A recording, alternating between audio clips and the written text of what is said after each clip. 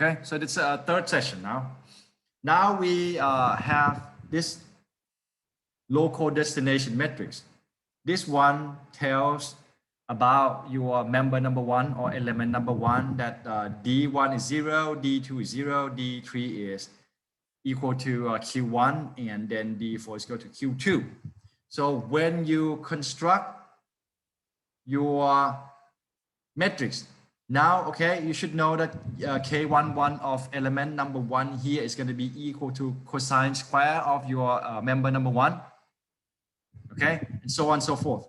So with that said, we can use this formula in terms of the matrix to create this for the 5 members. So you can easily create this.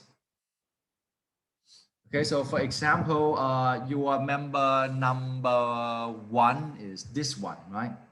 It's going in that direction, 1 and 2. So cosine is 0, sine is 1. So in fact, your K11 is 0, K21 is 0, K12 is 0, and K22 is 1 because it's sine squared.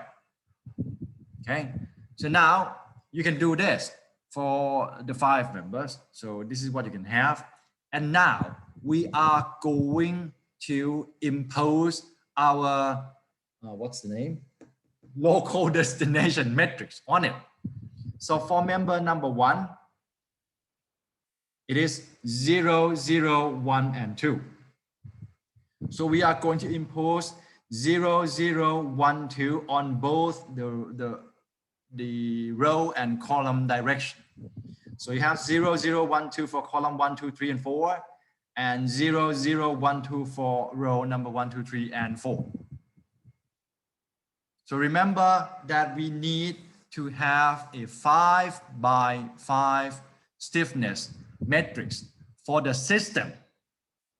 You need to differentiate that you have the system and you have the member, okay? 5 members will form the system. So the stiffness matrix of the system is assembled from 5 stiffness matrices of your members as well. So when we impose the code on the stiffness matrix of the member, it tells you that this yellow one, K33 of your member number one, will go into the first row, first column in the 5 by 5 global stiffness matrix of your system, because it is corresponding to the displacement that we assign. Okay, we have 5 degrees of freedom. We have 5 by 5 global stiffness matrix for the system.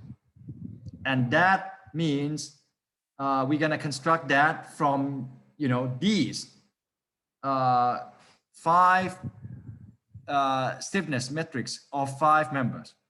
And from this, we now put the code on, and we know that this K33, because this number 1 here and number 1 there, it means that this component will go into the first row, first column of the stiffness matrix of your system. Okay, so K33 of member number 1 will come here.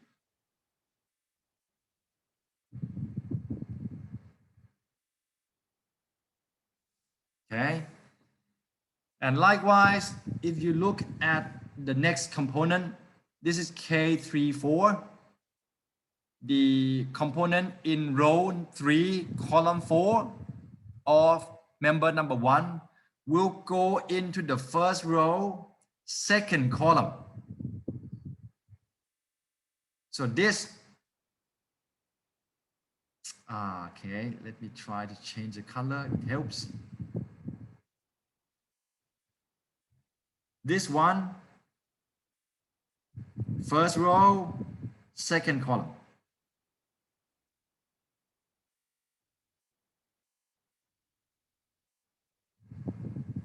Okay. Next one, K43 with green. Second row, first column. So there.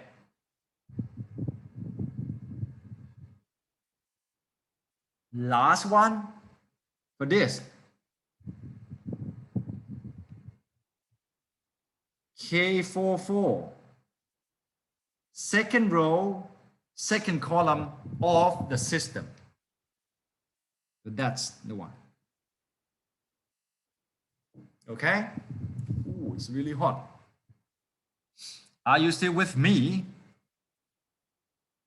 Yes. Okay. Yes, sir. Okay. So now let's move on to member number 2. We are again, we'll put the code on. Not the overcode because, you know, the code, COD code. The code for member number 2 is 3, 4, 5, and 0.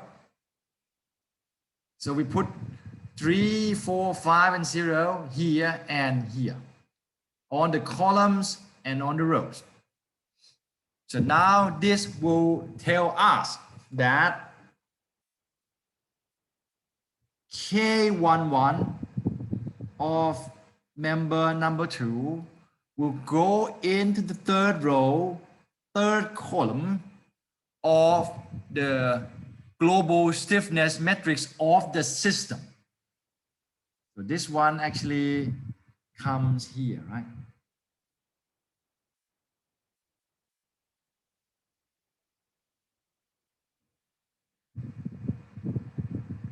And then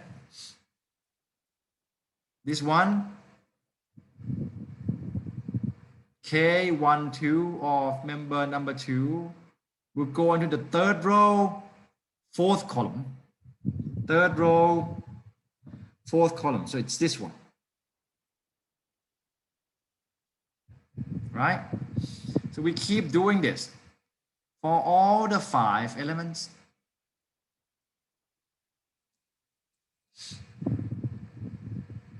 And you see, let me try to cut this short because otherwise it's going to get rather messy. You see, from member number 2, it goes into, you know, this area of the stiffness matrix of your entire system. So from member number 2, you have the K11, K12, K13, K21, K22, K23, K31, K32, and K33. You see? And then for, I think you are beginning to get a grip now, I suppose. So for member number 3, the code is 1, 2, 3, 4, straightforward. Okay, so if you don't believe me, you can go back here and look at that. It's 1, 2, 3, 4, right? So we impose here 1, 2, 3, 4. So the transformation from here to here is pretty straightforward because it's 1, 2, 3, 4 and 1, 2, 3, 4. So you can bet that in the, you know, first 4 by 4 in here, they should all have the components from that.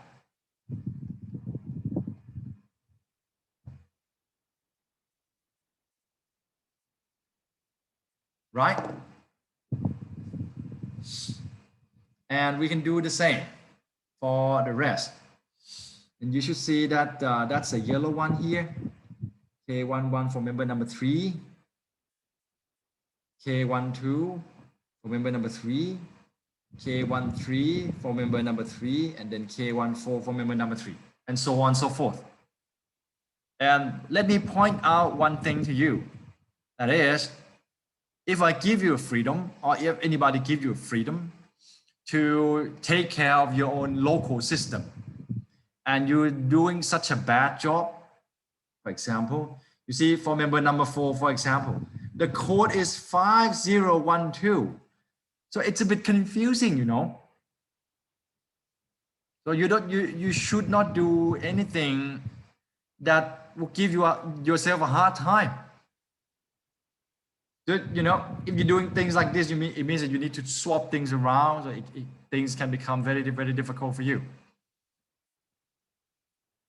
This is the first way, or because you know that in the end, the stiffness matrix of your system has to be 5 by 5 matrix according to the degree of freedom that you have.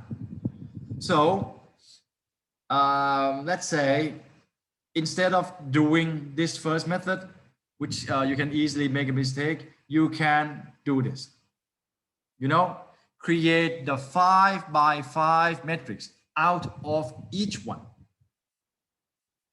Okay, like this. From member number 1, your code is 0012. So you take this and bring them into the corresponding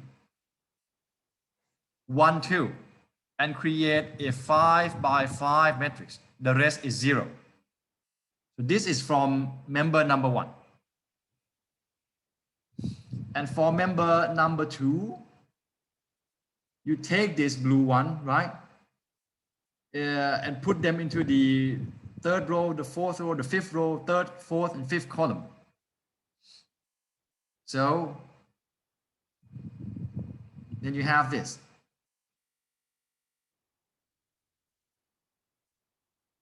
This is from member number 2, right?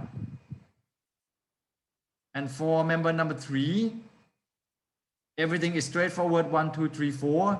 So again, you just put that into the, oops, oh crap. Just put this in into row 1, 2, 3, 4, column 1, 2, 3, 4, and the rest is 0. But for, you know, member number 4, you know, some effort is needed because of the coding is rather difficult. So but let me show you. This is 1 and 2, right? So you put that first. So that there you go. That's the first one. Okay, and then you have the first row, 5th column, which is that one. Second row, 5th column, that one. And then on the 5th row, you have this 1 and 2. 5th row, 1 and 2. And it ends with this one, right? Here. So you can do that as well. And before you do this, you can also scratch anything that is 0 out of your consideration before you begin doing this, like this. When you see 0, that's 0, let's go. Get away from me. You can do that and leave the rest that you will use it. So I'm gonna do that for member number 5. 0, gone. 0, gone. 0, gone. 0, gone. So you are now left with just what you truly need.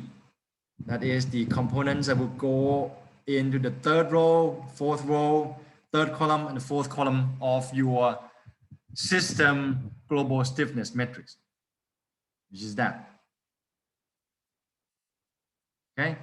If you ask me, I kind of prefer this.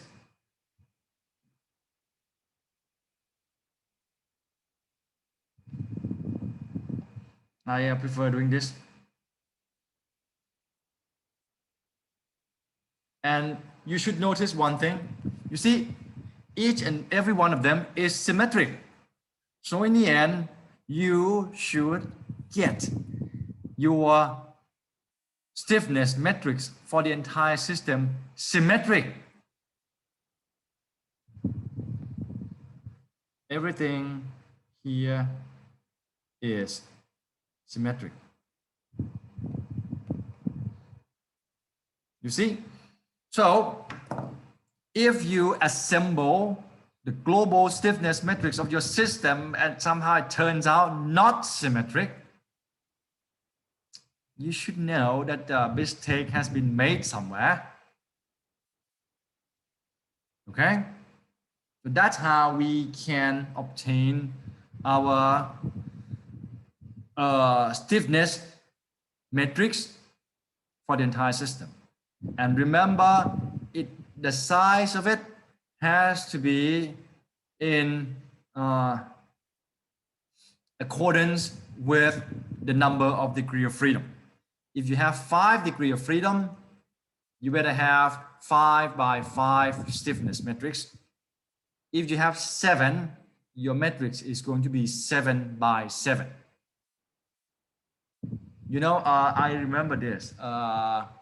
My research when I was a PhD student, the matrix for my research was like 100,000 by 100,000, something like that. So, you know, the computer can do it. No, we can't. That's not a human thing to do. But if no one has created a system like this for the computer, you know, we human being wouldn't have come this far. So the system itself is simple. That's why it allows the computer program to work on a much larger scale of problem. And we're talking about hundreds of thousands, you know. Okay. So I guess that's it. The basic idea. This is how we can construct the global stiffness matrix of the system out of the matrix of your member. Okay. And in fact, you can easily, this is your K. And of course, you know the force, right? So you can write your force matrix.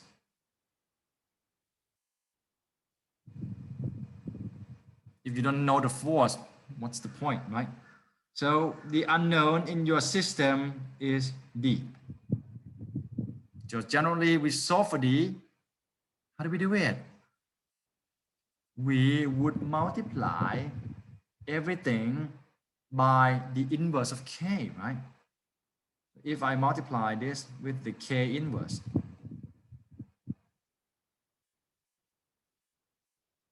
the K term is gone, right? If K is multiplied by inverse,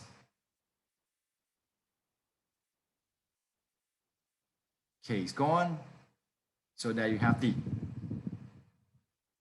And now when you have the displacement, you can reassign them back to here, you know, here, stuff like this. Reassign them back to each member, and you can again use the F equal to Kx for each member to calculate the force on each member. Okay, so it looks simple enough. It's not difficult at all to construct the matrix, you know. So let's try to begin our example a little bit before we go today, so that next time we can like focus fully on how we can assemble the matrix. All right, folks. So without further ado, okay, that's done. Now you can go to CVE 338 example volume 3. That is going to be our example. Okay, so let's try to go as far as we can, but I'm not going to go beyond say 10:15 or 10:20, but you would love 10:15 more than 10:20, right? So let's give this some name. Okay, any question, guys, so far? Any question?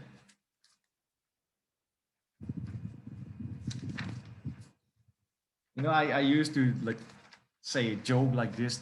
Actually never worked, but I never said something like this for a long time. It's very funny. your question should be like, can we have something more difficult, please? Right? But of course, you never ask that. Oops. As a protest, gotta stop the share and share it again.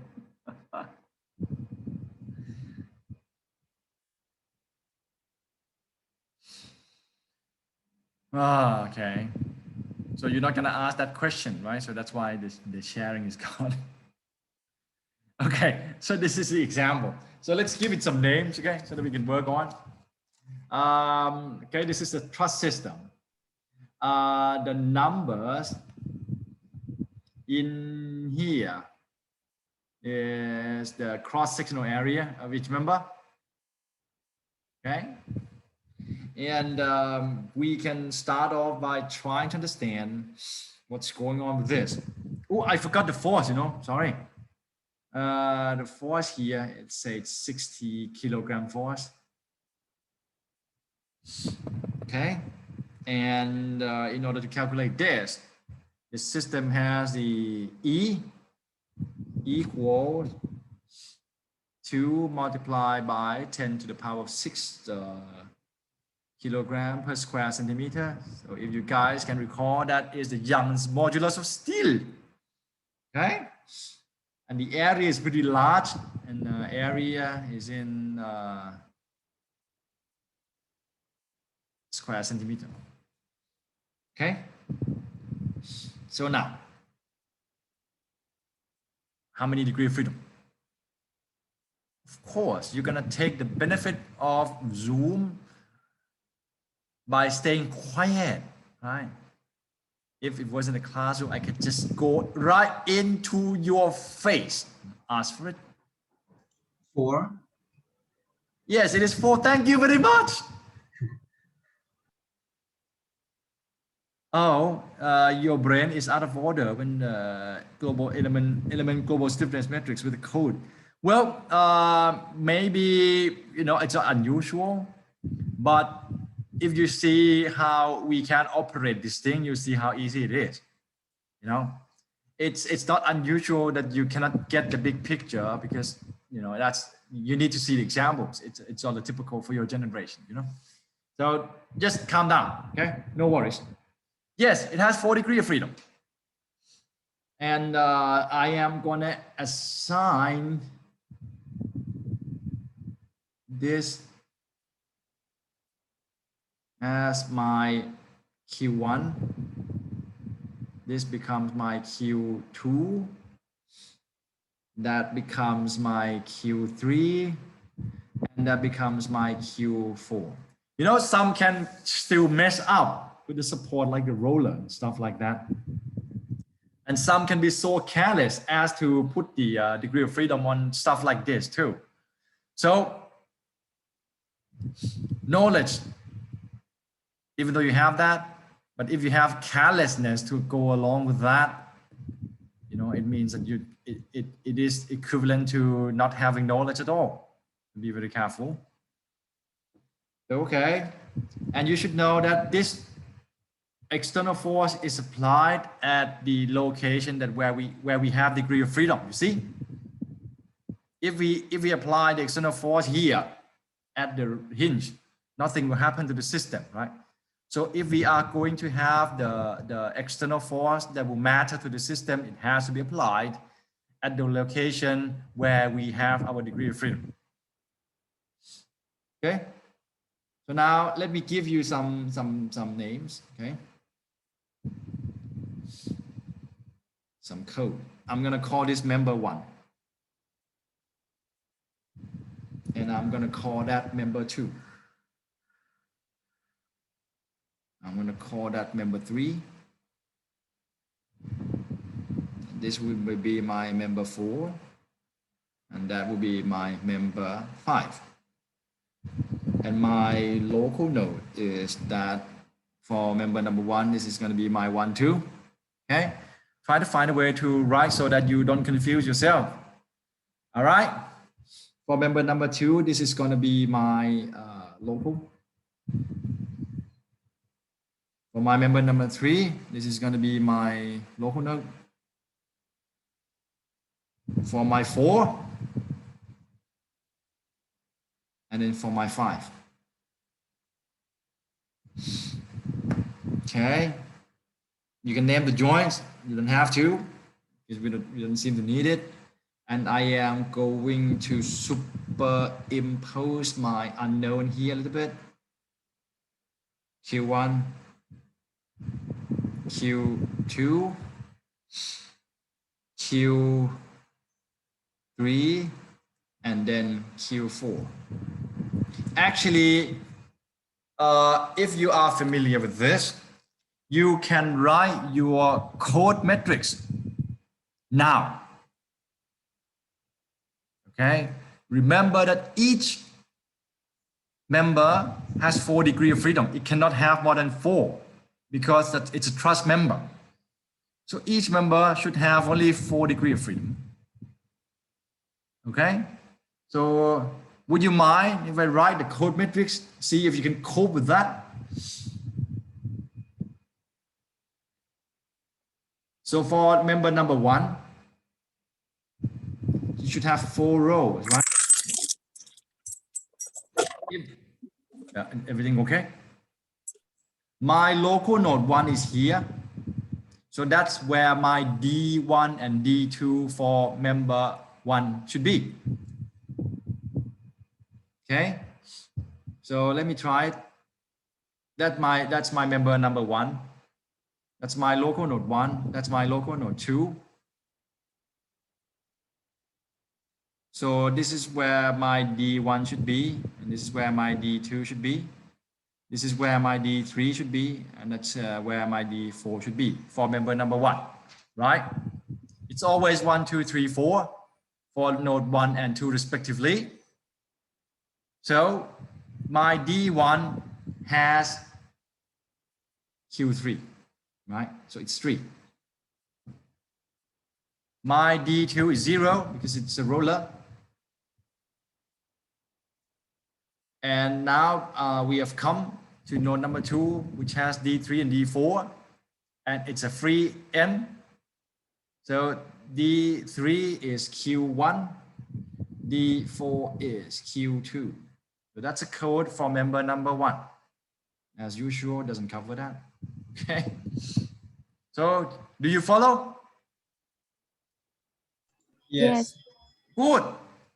It's easy, you know, and it's like playing games.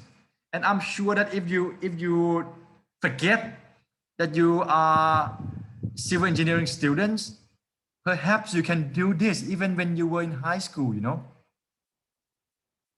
But high school kids do not know how to identify degree of freedom. That's a difference, right? So if you fail to identify the degree of freedom, you're just like high school kids, you know. Right? Engineers must be able to identify degree of freedom. So here we go. Member number 2 then. Can you do it yourself? I'm giving you a few minutes. How's that? But you know, this session is being recorded. So to have a few minutes of quietness is kind of crazy. So do it yourself. This is node number 1 of member 2, right? Do we have any displacement here at local node number 1 of member 2? And that is a hinge, so it better be 0, right? Trying to do it along with me. And we move on to local node number 2 of member 2. That's where the free end is again. So it is the same as member number 1. It has to be 1, 2.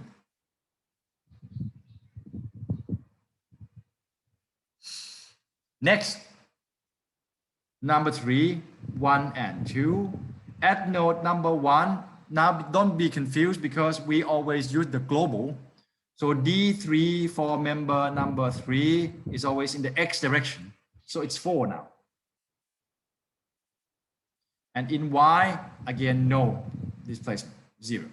And then node 2, it's a free end where we have Q1 and Q2 in X and Y directions respectively.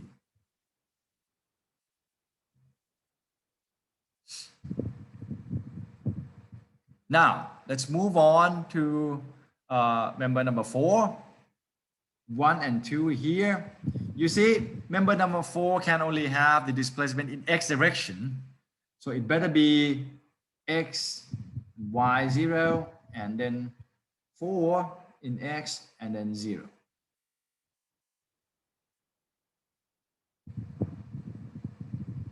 Right, guys?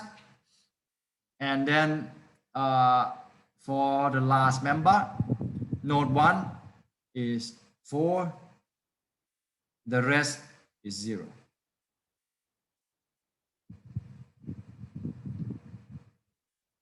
So you see, that is the code of each one of your members.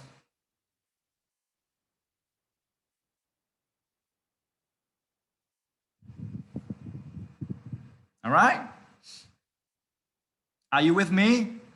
Can you figure this out? Yes. Good. All right.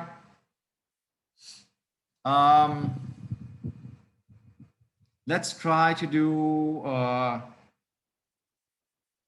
one member. Okay. So let's focus on member number 1. I'm going to move to my good note.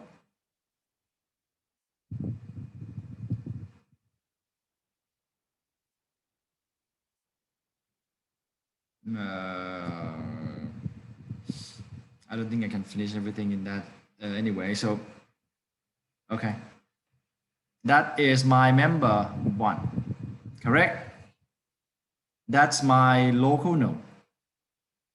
So that means in terms of orientation, 1, if this is my quadrant, that's my origin where the node 1 is, point towards 2. So that is my vector. So the sine and cosine both better be positive. And you should know that we have 3 here, we have 4 there, so that is 5. So very easily you can determine that your cosine is 3/5 and your sine is 4/5. We have the EA over L term. E is 2 million. A for this member is 85. Everything is in centimeters, so you better change your length into centimeter. So it's 5 multiplied by 100.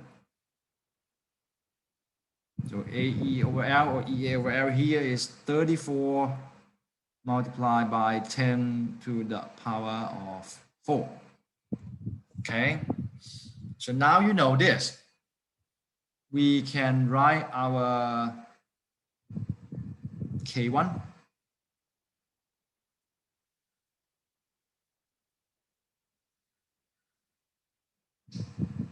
Now you guys be very careful when you manipulate this, okay? Now you see cosine square is 9 over 25. Sine cosine is 12 over 25 and sine square is 16 over 25. I don't really need to show you this, somehow. So I'm gonna factor out 1 over 25. Okay, so the constant in front of my matrix is 34 multiplied by 10 to the power 4 divided by 25. And our formula is cosine square, so it's 9. Sine cosine, 12. 12 and 60. Okay, now you see the first quadrant is like this, and generally this first, they call it quadrant, I don't know, 9, 12, 12 and 16. See? And in the rest of the quadrants, it should have the opposite sign. So you fill this out, minus 9, minus 12, minus 12, minus 16. And then this is similar to that, minus 9, minus 12, minus 12, minus 16. So there you have it. Right? And it's silly of me that I use all the space up, so I don't have anywhere to write my code. You know, the code, we have worked on it. It's 3012. So you can put 3012 here. And because I generally put it on the right, but I don't have the space, so pardon me, I'm going to write here 3, 0, 1, and 2. Okay, so that's how it works. So now we know from this, I can scratch this out, you know, because it's 0, and I scratch it out. And because we have identified our system as a 4 by 4, 4 degree of freedom. So we need 4 by 4 matrix. And now we know that this will turn into something like this.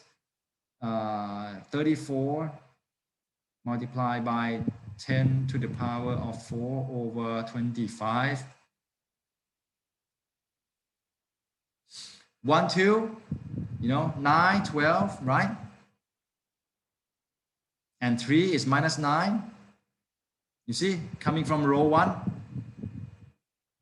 I got 9, 12, and minus 9, right? Row 2, I got 12, 16, and then minus 12. Row 3, be careful because the column 1 is right there. So it's minus 9, minus 12, and then 9. And the rest is 0.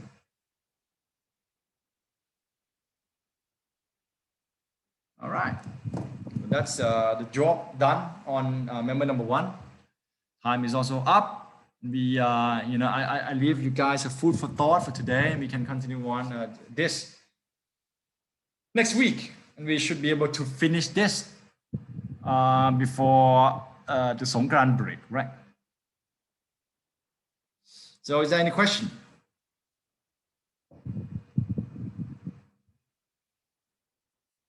No ค่ะ Crystal clear, right? So please hypnotize yourself. This is not difficult. You only need to stay focused while you're working. And notice how the matrix written in red after the code remains symmetric. Symmetric, right? So that's it. I'm going to stop the share. And I'm going to stop the record.